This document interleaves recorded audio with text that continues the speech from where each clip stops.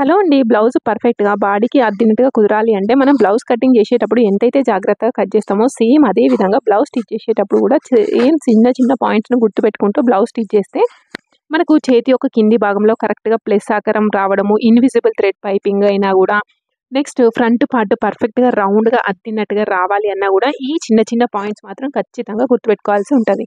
So, అది ఏ విధంగా stitch చేయాలి అనేది each and every point to point అయితే మనం చూద్దాం. ఇక్కడ ఫస్ట్ బ్లౌజ్ యొక్క ఫ్రంట్ పార్ట్ లైనింగ్ తీసేసుకొని 2 పక్క పక్కన పెట్టేసుకొని ఫస్ట్ లైనింగ్‌కి థ్రెడ్ పైపింగ్ అయితే జాయిన్ చేస్తున్నాను.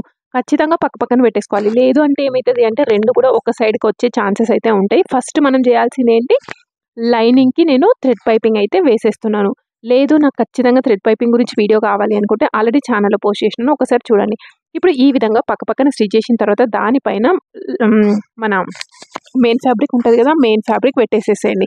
మెయిన్ ఫ్యాబ్రిక్ పెట్టేసి సేమ్ అదే విధంగా ఇంతకుముందు మనం లైనింగ్‌కి స్టిచ్ వేసినాం కదా! సేమ్ ఇప్పుడు కూడా రివర్స్‌లో లైనింగ్ పైన స్టిచ్ వేయాలి. మరి ఏ విధంగా తెలుస్తది అంటే ఆల్రెడీ మనకి తెలుస్తది. ఆల్రెడీ మనం ఇక్కడ స్టిచ్ వేసేసుకుంటాం కదా! ఆ స్టిచ్ పైనే వేసేసుకోండి. ఇక్కడ ముందు హ్యాండ్స్ యొక్క ఫింగర్స్ టైట్‌గా పెట్టేసుకోండి. అప్పుడు మీకు తెలుస్తది.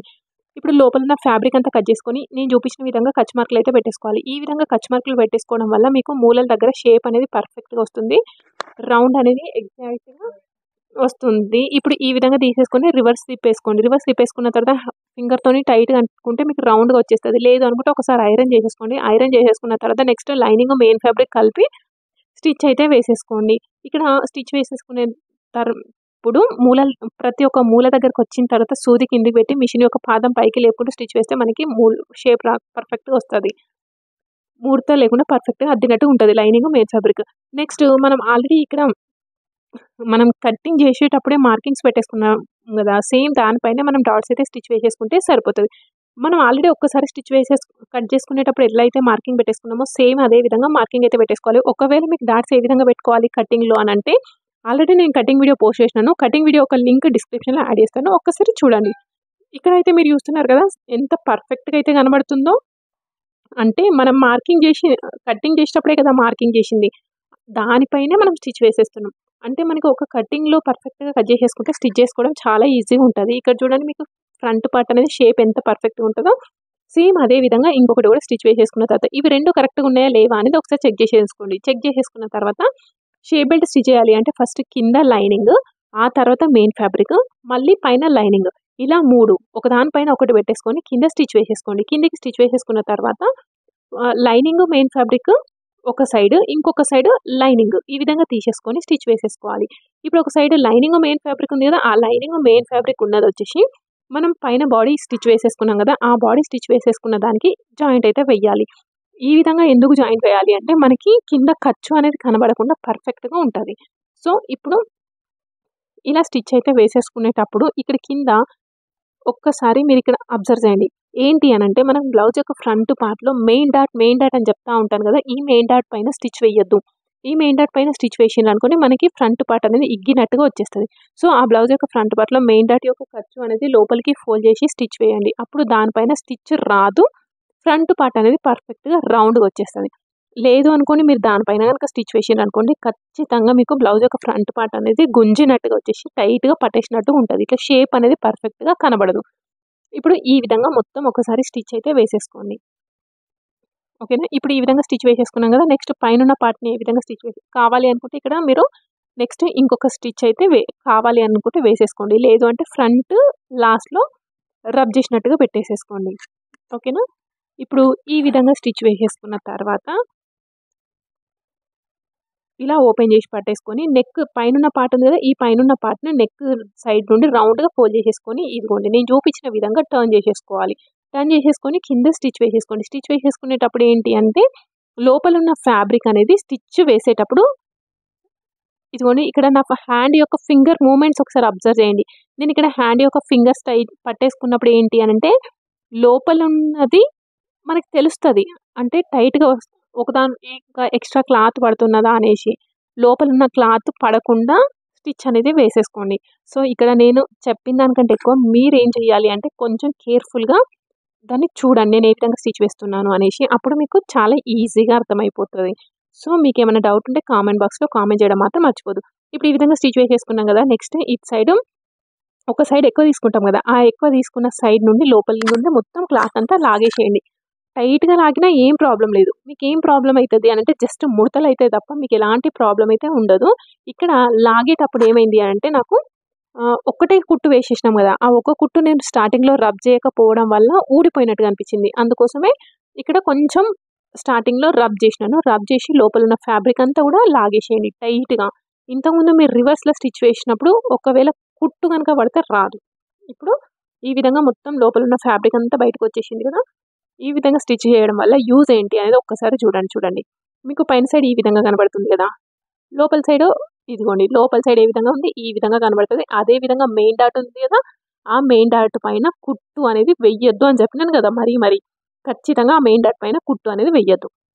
ఇప్పుడు సేమ్ ఇదే విధంగా 2 సైడ్‌లో స్టిచ్ వేసేసుకోండి. ఇక్కడ కొంచెం బయటికి ఎక్కువ అనిపిస్తున్నది కదా! అది కట్ చేసేసుకోండి. ఇప్పుడు ఈ విధంగా తీసేసుకొని సారీ. ఇప్పుడు ఈ విధంగా 2 స్టిచ్ వేసేసుకున్నాం కదా! 2 కూడా పక్క పక్కన పెట్టేసుకోండి. కొంచెం ఎక్కువ తక్కువ ఉంటే కట్ చేసేసుకోండి. ఏం ప్రాబ్లమ్ ఉండదు. ఇప్పుడు ఇట్లా 2 పక్క పక్కన పెట్టేసుకోండి. 2 పక్క పక్కన పెట్టేస్తే ఏమైంది? ఒకటి ఎక్కువైంది, ఒకటి తక్కువైంది. ఎందుకు అనంటే నార్మల్‌గా మనం సేమ్ కుట్టేసినాము. అయినా కూడా ఎందుకు ఎక్కువైంది? ఒకసారి చూద్దాం. ఇదిగోండి ఎక్కువైంది. సో, అప్పుడేం చేయాలి? ఇక్కడ మనం షే బెల్ట్ స్టిచ్ చేసినాం కదా! ఆ షే బెల్ట్ స్టిచ్ చేసిన దగ్గర ఓపెన్ చేసి మళ్ళీ స్టిచ్ చేయాల్సి ఉంటది. ఓకే. దానికి నెక్స్ట్ హుక్స్ కాజా పట్టీలు వేసేసుకోవాలి. నెక్స్ట్ బ్లౌజ్ యొక్క వెనకాల భాగంలో ఆల్రెడీ మనం పైపింగ్ అయితే వేసిద్దాం చూపించినాను కదా! నెక్స్ట్ బ్లౌజ్ యొక్క వెనకాల భాగంలో డాట్స్ స్టిచ్ చేయాలి. దీనికి కూడా మార్కింగ్స్ ఉన్నాయి కదా! సేమ్ అదే మార్కింగ్ పైన హాఫ్ ఇంచ్ డిస్టెన్స్‌తోని స్టిచ్ వేసేసుకోవాలి. ఈ విధంగా స్టిచ్ వేసిన తర్వాత బ్లౌజ్ యొక్క కింది భాగంలో పైపింగ్ అయితే వేసేస్తున్నాను. సేమ్ మెథడ్ పైపింగ్ అనేది ఇక్కడ పైపింగ్ వేసేస్తున్నాను. పైపింగ్ వేసేసి దీన్ని కూడా ఇన్విజిబుల్ వేయొచ్చు. కాకపోతే నేను అంత రిస్క్ అయితే ఏం తీసేసుకోలేదు. ఒకవేళ కావాలి అనుకుంటే ఫస్టే మనం పైపింగ్ వేస్తాం కదా నెక్‌కి, అప్పుడే కింద కూడా పైపింగ్ వేసి తిప్పేసేసుకోవాలి. ఇప్పుడు కిందికి పైపింగ్ వేసేసుకున్న తర్వాత నెక్స్ట్ ఒక 1 ఇంచ్ క్లాత్‌తోని ఈ విధంగా స్టిచ్ అయితే వేసేస్తున్నాను. దీనికి హెమ్మింగ్ చేయాలంటే హెమ్మింగ్ అవసరం లేదు. హెమ్మింగ్ అవసరం లేకుండా ఏ విధంగా స్టిచ్ చేయాలో చూడండి. ఇదిగోండి ఈ విధంగా ఫోల్డ్ చేసుకోండి. ఇది వచ్చేసి మనకి హాఫ్ ఇంచ్ డిస్టెన్స్‌తోని ఉండాలి. మనకి ఎంత ఉండాలి? గోల్డ్ కలర్ దానికంటే కిందికి ఒక హాఫ్ ఇంచ్ ఉండే విధంగా చూసేసుకోండి. ఇప్పుడు స్టిచ్ వేసేసినాం కదా! స్టిచ్ వేసిన తర్వాత సైడ్‌కి ఈ విధంగా ఎక్స్ట్రా ఉంది కదా! ఈ ఎక్స్ట్రా ఉన్నదంతా కూడా కట్ చేసేసుకోండి. కట్ చేసుకునేటప్పుడు కత్తెర ఒకసారి అబ్జర్వ్ చేయండి. నేను ఏ విధంగా పెట్టేసినానో స్ట్రెయిట్‌గా పెట్టకుండా పడుకున్నట్టుగా పెట్టేసి స్టిచ్ వేయండి. ఇప్పుడు ఈ విధంగా తిప్పేసుకొని రివర్స్‌లో ఒక స్టిచ్ వేసేసుకోండి. ఈ స్టిచ్ మనకి విప్పేయాల్సిన అవసరం లేదు. హెమ్మింగ్ చేయాల్సిన అవసరం లేదు. ఇంకా కొందరు కస్టమర్స్ వచ్చేసి నాకు పర్ఫెక్ట్‌గా ఉండాలి. మీరు ఎంత అడిగితే అంత ఇస్తాము అని అంటారు చూడండి. అట్లాంటి వాళ్ళకి ఇది హెమ్మింగ్ చేసేసి ఓపెన్ చేసేసేయండి సరిపోతది. ఇప్పుడు వెనకాల భాగం, ఫ్రంట్ పార్ట్ 2 కూడా రెడీ అయిపోయినాయి కదా! 2 కూడా రెడీ అయిపోయిన తర్వాత షోల్డర్ జాయింట్ అయితే వెయ్యాలి. షోల్డర్ జాయింట్ చేసేటప్పుడు కూడా మనకి ఆల్రెడీ లైన్ ఉంది కదా! అదే లైన్ పైన స్టిచ్ అయితే వేసేసుకోండి. ఇదే విధంగా సేమ్ 2 సైడ్‌లో కూడా స్టిచ్ అయితే వేసేసుకోవాలి. ఇదిగోండి. ఈ విధంగా మనం ఆహ్, రెడీ అయితే చేసి పెట్టేసుకున్నాం. నెక్స్ట్ హ్యాండ్స్ కోసం హ్యాండ్స్ జాయింట్ లైనింగ్‌కి అయితే హ్యాండ్స్ జాయింట్ పడుతున్నాయి కదా! ఇక్కడ లైనింగ్‌కి మనం ఆల్రెడీ హ్యాండ్స్ జాయింట్ కూడా కట్ చేసేసుకున్నాం కదా! ఆ జాయింట్ ఏమైతే పడుతున్నాయో ఆ జాయింట్స్ అనేవి జాయిన్ చేసి పెట్టేసుకోండి. సో, మీకు గనుక వీడియో నచ్చితే లైక్ చేయడం మాత్రం మర్చిపోద్దు. అదేవిధంగా మీకు ఏమన్నా డౌట్ క్లారిఫై కాకపోయినా డౌట్స్ ఉన్నా కామెంట్ బాక్స్‌లో కామెంట్ చేయండి. మన ఛానల్‌ని మీరు ఎవరైనా కొత్తగా చూసేవాళ్ళు ఎవరుంటే మన ఛానల్‌ని సబ్స్క్రైబ్ చేసుకోండి. సో, ఇక్కడ వీడియో అనేది నేను ఏది కూడా ఎడిట్ చేయలేదు. నేను నార్మల్‌గా బ్లౌజ్ స్టిచ్ చేసేటప్పుడు ఏ మెథడ్‌లో అయితే స్టిచ్ చేస్తానో సేమ్ అదే మెథడ్‌లో చూపిద్దామని అనుకున్నా. ఎందుకంటే మీకు ఉన్నదొకటి లేనిదొకటి చూపియాల్సిన అవసరం అయితే నాకు లేదు కదా! అందుకోసం అనేసి నేను యాజ్ ఇట్ ఈస్‌గా పోస్ట్ చేస్తున్నాను. ఎస్పెషల్లీ ఈ వీడియో.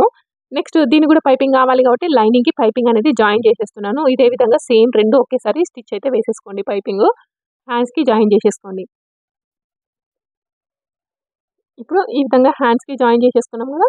హ్యాండ్ జాయిన్ చేసేసుకున్న తర్వాత నెక్స్ట్ మెయిన్ ఫ్యాబ్రిక్ దీనిపైన పెట్టేసుకోండి. ఎగ్జాక్ట్‌గా మిడిల్ దగ్గరకి వచ్చే విధంగా తీసేసుకొని స్టిచ్ అయితే వేసేసుకోవాలి.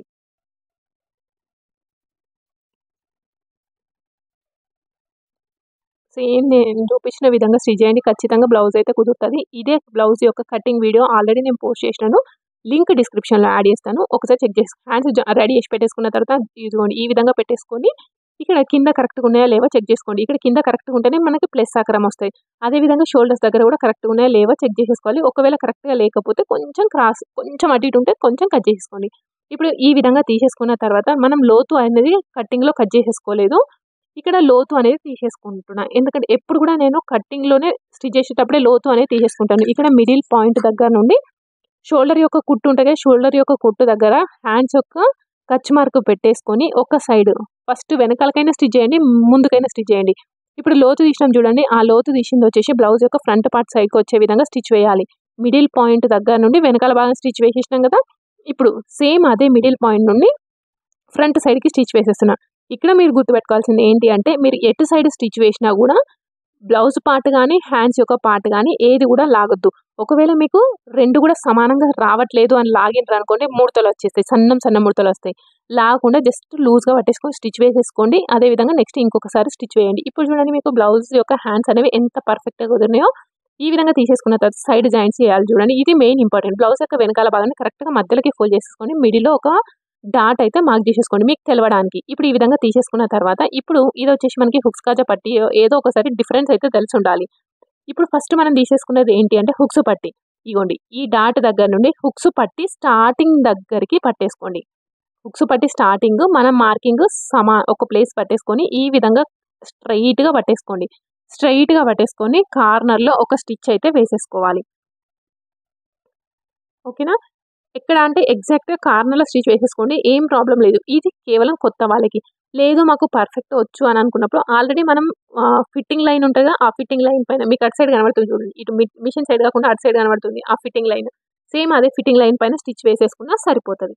ఇప్పుడు ఈ విధంగా తీసేసుకొని కార్నర్లో ఒక స్టిచ్ వేసేసుకోండి, ఎందుకంటే ప్రాబ్లం రాకుండా ఈజీగా ఉంటుంది అనేసి. మీకు చూడండి వెనకాల సైడ్ కూడా ఎంత నీట్ ఫినిషింగ్ అయితే కనబడుతుందో మనం ఈ మెథడ్లో.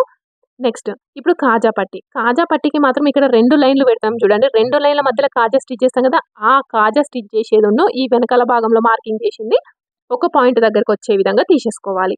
హుక్స్ పట్టి ఏమో స్టార్టింగ్ దగ్గర, అదే కాజా పట్టి అయితేనేమో కాజా స్టిచ్ చేస్తాం కదా, ఆ కాజా స్టిచ్ చేసేది 2 కూడా టైట్గా పట్టేసుకొని ఎగ్జాక్ట్గా కార్నర్లో స్టిచ్ వేసేసుకోండి.